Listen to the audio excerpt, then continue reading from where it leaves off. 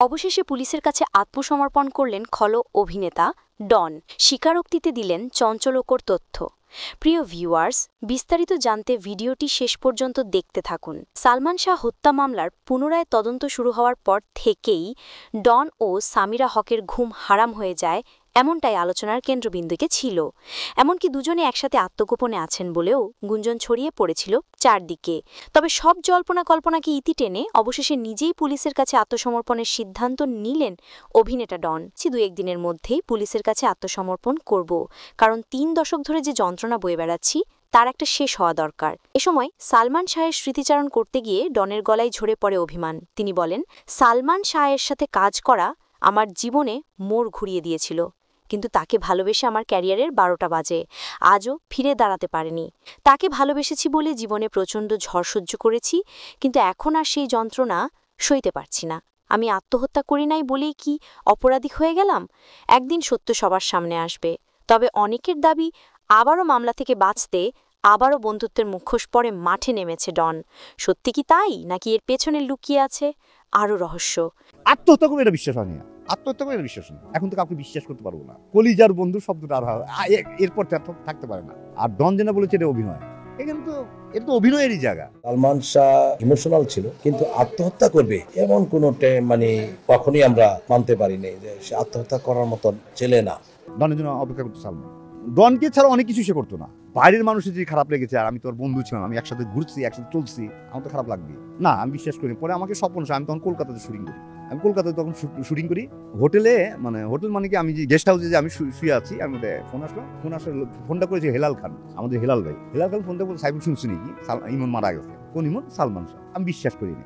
পরে আমি স্বপন শাহকে ফোন দিলাম। স্বপন দা বলে, হ্যাঁ আমার কাছে কিছুক্ষণ খবর আছে, সালমান মারা গেছে। আত্মহত্যা করবে এটা বিশ্বাস হয় না। আত্মহত্যা করে এটা বিশ্বাস নেই। ওর আত্মহত্যা করার কারণ কি? কারণ হ্যান্ডসাম একটা ছেলে ছিল, সুদর্শন পুরুষ ছিল, তারপরে সব দেখতে মানুষ সব দিকে সুখী ছিল। ওর আত্মহত্যা করার কারণ দিয়ে এই নিউজটা আমার স্বপ্ন মনে হচ্ছে। এই নিউজটা শোনার কথা ছিল না তো আমার, যেমন ছিল না সালমান শাহ মরার কথা শোনা, মৃত্যুর কথা শোনা, আর এই নিউজটা আমার শোনার কথা ছিল না। এখন তো কাউকে বিশ্বাস করতে পারবো না। 29 বছর পরে এসে যেটা শুনলাম, এখন কি কাউকে বিশ্বাস করা যায়? হাতের এই হাতটাকে এখন বিশ্বাস করা যায়? এই হাতটাকে এখন বিশ্বাস করা যায়? কলিজার বন্ধু শব্দটা আর এরপর থাকতে পারে না। কলিজার বন্ধু নামে শব্দ ওইটা থাকবে, কারণ মান্না যেটা বলেছিল, কেউ কারো বন্ধু না। মান্না যেটা বলেছে ওইটাই সত্য, আর ডন যেটা বলেছে এটা অভিনয়। এটা তো অভিনয়ের জায়গা। এখানে তো এটা তো অভিনয়েরই জায়গা। ডন এরা থেকে আইন তো তাদের ফাঁসি দেবেই। মানে এখানে যদি থাকতো তাহলে ইন্ডাস্ট্রি এই অবস্থা হতো না। আজকে যে জায়গায় আজকে বাপ করতো, অমিতাভ বাপ করে না, মিঠুন বাপ করে না, কিন্তু গল্পের হিরো থাকে। আজকে সালমান গল্পের হিরো থাকতো, আজকে চলচ্চিত্রে সালমান গল্পের হিরো থাকতো, ছবিটা চলতো। ইন্ডাস্ট্রি ক্ষতি করছে না? ইন্ডাস্ট্রির কাছে ছাড়া দেওয়া উচিত না তো? যে আমার মাথায় আসে না, যে ছেলেটাকে সবচেয়ে বেশি বিশ্বাস করতো ডন, এই সালমান, সেই কাজটা করলো। যে ছেলেটাকে সবচেয়ে বেশি বিশ্বাস করতো। প্রিয় ভিউয়ার্স, এই বিষয়ে আরো বিস্তারিত জানুন আমাদের পুরো ভিডিওতে। কথা, এটা যদি হত্যা হয়ে থাকে তাহলে বিচার হবে না? একটা কথা বলেছিলেন আপনি যে আপনার কেন আসলে বিশ্বাস হলো না যে সালমান শাহ আত্মহত্যা করতে পারে? কারণ এত যে ছেলেটার ভিতরে এত আনন্দ, যে ছেলেটা এত চঞ্চল, যে ছেলেটা এত ইমোশনাল, যে ছেলেটা মানুষের জন্য কাঁদে, মানুষকে ভালোবাসে, মানুষের দরদি একটা মানুষ, মানুষের কষ্টে সে কাঁদে, সেই ছেলে কেন আত্মহত্যা করতে যাবে? আত্মহত্যা কারা করে? যারা গুন্টো টাইপের মানুষ, যারা চুপচাপ থাকে, যারা কষ্টে কষ্টে বড় হয়। সালমান তো কষ্টে কষ্টে বড় হয়নি, সে তো অভাবী ঘরের সন্তান না, সে তো চঞ্চল একটা ছেলে। চঞ্চল মানুষ সহজে আত্মহত্যা করে না। এটা সাইকোলজিক্যাল যে যারা আছে তারা বলেন যে চঞ্চলরা কখনোই আত্মহত্যা করে না। সেই হিসাবে আমি চিন্তা করি যে ও আত্মহত্যা করতে পারে না। এখন ওকে কে হত্যা করেছে এটা তো আমি দেখিও নেই, জানিও না। শোন কথা সব, হ্যাঁ শুনছি যে এটা বলছে, কিন্তু আমার বিশ্বাসটা হলো কেন আত্মহত্যা করবে? ওর কারণটা কি? কারণ তো আমি খুঁজে পাচ্ছি না। তো যেহেতু আমি কারণ খুঁজে পাচ্ছি না, সেহেতু আমি মেনে নিতে পারছি না। এটা আমি প্রথম থেকেই বলেছি যে আমি প্রথম থেকেই বলেছি যে আমার এটা বিশ্বাস হয় না। তো ভাই, আমার যদি বিশ্বাস না হয়, আপনি কি জোর করে বিশ্বাস করাবেন? আমাদের প্রিয় নায়ক, জানি আপনার খুব স্নেহের ছিলেন সালমান শাহ, আসলে অকারেই চলে গেল সালমান শাহ। কিভাবে জানি না আমরা, একটু যদি বলতেন আমাদেরকে যে তার বিষয়টা নিয়ে আসলে কি বলবেন? দেখেন, তার বিষয় নিয়ে আমি অনেকবার বলেছি। আমি বলেছিলাম যে একটা ছবি তখন ডাবিং চলছিল, ডাবিং এর সময় সালমানেরও ডাবিং ছিল তখন, ছবিটা সম্ভবত আনন্দশ্রী। তো ডাবিং এর এখানে আমি বসা, সালমান শাহ গাড়ি থেকে নামলো, তখন কটা বাজে? 7টা, 7:30 এরকম, বা 8টা বাজে এরকম হবে। সে আসলে সে খুব তাড়াহুড়া করে গাড়ি থেকে নামলো, নেমে আমাকে বললো যে না ভাই তুমি যাও না, কিন্তু বসো, আমি আসবো, তোমার সাথে আমার কথা আছে, এবং আজকে আমরা আড্ডা মারবো দুজনে। তা ও আমাকে খুব ভালোবাসতো, আমিও ভালোবাসতাম, কারণ বয়সে তো ও আমার ছোট, তাই না? ওর আজকে বয়স কত হতো? 54 বছর। আমি কম করে হলো ওর চেয়ে 10 বছরের বড়, তাই না? তো ওই সময় ও একটা বাচ্চা ছেলে, আমার বয়স তখন হয়তো 30-32 বছর বয়স ওই সময়। তো যাই হোক, সে চলে গেছে। চলে যাওয়ার পর তো শুনলাম সে আত্মহত্যা করেছে। আমি তখনও বিশ্বাস করিনি সে আত্মহত্যা করেছে, আমি এখনো করি না, এটা আমি বরাবরই বলেছি। কে তাকে হত্যা করেছে, কে করেনি, এটা আমি জানি না, এটা আমি বলতেও পারবো না। এখন শুনছি কে কে আছে না আছে, অনেকের সাক্ষাৎকার দেখছি, যারা জড়িত ছিল তাদেরও সাক্ষাৎকার দেখেছি, এবং এটা অপমৃত্যু হিসাবেই কেসটা নেওয়া হয়েছিল তখন। এখন আবার নতুন করে এটা মার্ডার কেস হিসাবে নেওয়া হয়েছে। আমি জানি না এটার রেজাল্ট কি হবে, এটা কিন্তু আমি জানি না। কারণ একটা নায়ককে যদি আসলে হত্যা করাই হয়, তখনকার সময় এটা হত্যা বিচার হলো না, অপমৃত্যু হলো।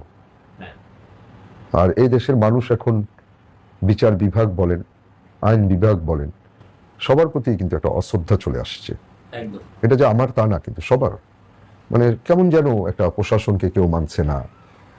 মানে আর প্রশাসনকে যখন আপনি মানবেন না, তখন কিন্তু আইন কানুন ভালো থাকবে না, উচ্ছৃঙ্খলতা বেড়ে যাবে।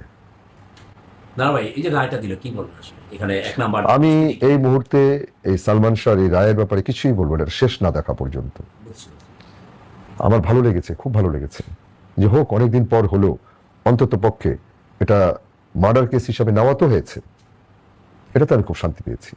তবে এই যে শান্তিটা পাওয়া, এটা যেন অশান্তির রূপ ধারণ না করে। এই যে মানুষের স্বপ্ন, সালমান শাহর অনেক ভক্ত আছে যারা হয়তো সালমান শাহের ছবি দেখে নেই তখনকার সময়, এটা সত্যি কথা। অনেক বাচ্চা ছিল সালমানের ভক্ত, এটা হতেই পারে। যেমন আমি পৃথিবী থেকে চলে গেলাম, তখন আমার ভক্ত রয়ে গেল, তবে আমার ছবি দেখলো, দেখে বললো না নানা শাহ অভিনয় খুব ভালো লাগতো। ভক্ত তো অন্য জিনিস, ভক্ত বয়স দিয়ে বিচার করা যাবে না। যেই সময় সালমান ছিল ওই সময় হয়তো অনেক, এখন যারা তার ভক্ত আছে তারা সালমানকে দেখেই নাই, কিন্তু পরবর্তী সময় এই ছবিগুলো দেখেছে, দেখে তাদের ভালো লেগেছে, ভক্ত হতেই পারে। হ্যাঁ, তৈরি হয়ে গেছে, অটো তৈরি হয়ে গেছে, ছবি দেখেছে, গল্প শুনেছে, তৈরি হয়ে গেছে। এটা কোনো অন্যায় না, এটাকে আমি কোনো অন্যায় বলবো না। আর কারোর প্রতি হিংসা নিয়ে কথা বলা ঠিক না। আর একটা শিল্পীর প্রতি শ্রদ্ধাবোধ থাকা উচিত প্রত্যেকটা শিল্পীর। না, আমি তাকে চিনি না, যেহেতু আমি তাকে চিনি না, তার সাথে আমার পরিচয়, উনি প্রযোজক ছিল এতটুকু জানি। যখন আমি ইন্ডাস্ট্রিতে ঢুকেছি তখন আমি শুনেছি উনি প্রযোজক, কিন্তু ওনার যেহেতু কোনো ছবিতে আমার কাজ করা হয়নি, ওনার সাথে আমার পরিচয়ও নাই। একদিন দেখেছি ওনাকে, কারণ আমি যে দেখেছি ওনাকে, এটা তো আর অস্বীকার করা যাবে না, তাই না? এটা মিথ্যা কথা তো আমি বলতে পারবো না। আমার সাথে ওনার দেখা হয়েছে, কথা হয়েছে যে আপনি কেমন আছেন, আমাকে জিজ্ঞেস করছে আপনি কেমন আছেন, এই এতটুকুই কথা হয়েছে। হ্যাঁ, ওনার সম্বন্ধে আমার খুব একটা ধারণা। এখন দেখেন, আসামি করা হয়েছে, না না, আমি বলছি এরা তো সব কাছের লোক, যেমন স্বামীরা কাছের লোক, স্বামীরা শাশুড়ি কাছের লোক, ডন কাছের লোক, ডন তার প্রিয় বন্ধু। যখন কোনো মানুষ, যেমন আমাকে যদি কেউ হত্যা করে, তখন কিন্তু আমার বাসায় কাকে পুলিশ সন্দেহ করবে? প্রথম স্ত্রীকে। যদি এখানে বাইরের কেউ না আসে, তাহলে আমার স্ত্রীকে সন্দেহ করবে, আমার সন্তানকেও সন্দেহ করতে পারে। এই জিনিসগুলো হতেই পারে, কিন্তু প্রমাণবিহীন কে হত্যা করেছে বা এরা আছে কিনা জড়িত, এটা আমি বলবো না। কিন্তু গড়ে তো তারাই ছিল, আর তো কেউ নাই। না, এটা তো আমি দেখি নাই। না, আপনি দেখেন নাই, আমাদের ধারণা, বক্তদের ধারণা, বা না, ধারণা করে কোনো কিছু তো বলা যাবে না। কারণ আমি ধারণা করে একটা মানুষকে ক্রিমিনাল তৈরি করে দিলাম, তাহলে সে ক্রিমিনাল হয়ে গেল, তার বিচার হবে, এটা ঠিক না। সারা জীবনে তারও তো একটা জীবন। আজকে যদি মনে হয়, যদি মনে করেন ডন নাই তার মধ্যে, তখন এই যে ডনের যে কেরিয়ার, ডনের যে আজকে যে সম্মানটা গেল, যে সে তো হত্যা করেনি, যদি না করে থাকে, সত্যি যদি না করে থাকে, তাহলে তার জীবনটা তো শেষ হয়ে গেল। মানুষের সামনে সে দাঁড়াতে পারবে না, লজ্জায় তার মাথা নত হয়ে যাবে। আর যদি সে এটার মধ্যে থেকে থাকে, তাহলে তার যা আইনে যা নিয়ম তাই হবে। হ্যাঁ, এটা আইন দেখবে। আমি ডনকে, কারণ সে আমার সহশিল্পী, এবং আমি সালমানকে যেমন আদর করতাম, ডনকে আমি আদর করি, অস্বীকার করার কোনো জোর নাই। তো শিল্পী তো সে, আমি তো প্রত্যেকটা শিল্পীকে ভালোবাসি। আপনি মিশা সওদাগর বলেন, আপনি আলী রাজ বলেন, ডেনিস ইরাক বলেন, রুবেল বলেন, আরো যারা শিল্পী আছে আমার সমসাময়িক, তারপরে নায়িকাদের মধ্যে মৌসুমী, শাবনূর, নিপুণের সাথে আমার কাজ করা হয়নি, কিন্তু নিপুণ আমার সাথে ইলেকশন করেছে, খুব ভালো সম্পর্ক ওর সাথে আমার, এবং এখনো ভালো সম্পর্ক। কারণ আমি কোনো শিল্পীর সাথে সম্পর্ক নষ্ট করব না, না সেটা আর বিনা কারণে একটা শিল্পীকে আমি দোষী বানাবো না। হ্যাঁ, যদি প্রমাণ হয় যে ডন এটার মধ্যে জড়িত ছিল, আমি খুব কষ্ট পাবো, প্রচন্ড কষ্ট পাবো, এবং ডনের প্রতি আমার এমন ঘৃণা জন্ম হবে, আমার কাছে তখন মনে হবে পৃথিবীতে বন্ধু শব্দটা আর হওয়া উচিত না, বন্ধু বলে আর কিছু নাই। কারণ আমি ডন আর এই সালমানের বন্ধুত্বটা আমার নিজের চোখে দেখেছি।